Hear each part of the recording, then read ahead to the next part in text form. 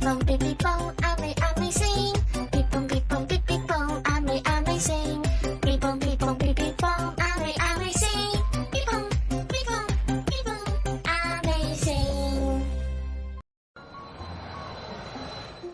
阿美星，歡迎你嚟到澳門啊！呢度就係我嘅屋企啦。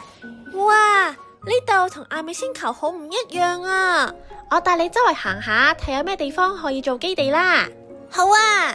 呢座建築物係咪好靚呢？呢度以前係作為總督嘅辦公室，而家係澳門嘅政府總部啊！你見唔見到嗰邊有座高高嘅塔啊？上到塔頂仲可以一覽澳門嘅景色添㗎！哇！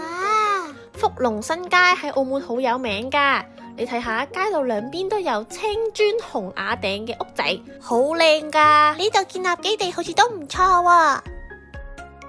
喂，呢個咪Mikasa？佢做咩翻嚟嘅？當係翻到舊街嘅時候，Mikasa 又諗翻起當時俾媽媽整爛咗自己嘅屋企，所以當佢再見翻佢哋嘅時候，都冇覺得好開心啊！我都遇過啊，喺阿美星球嘅時候，因為我同其他人生得唔一樣，佢哋就唔認同我係佢哋嘅一份子，所以你先揀咗走。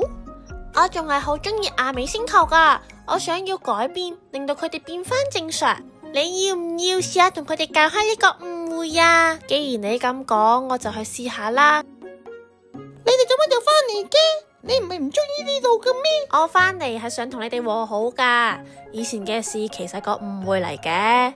當時我都冇覺得同你哋玩唔好，只係我習慣自己一個人。如果令到你哋唔開心嘅話，真係好對唔住啊！原來係咁噶，我哋都唔應該破壞你最珍貴嘅屋企。Sorry 啊，Mikasa。阿美星，你諗好要喺邊度建立基地未啊？諗好啦，我都係覺得我哋降落嘅地方最好，就呢度啦，嘻嘻。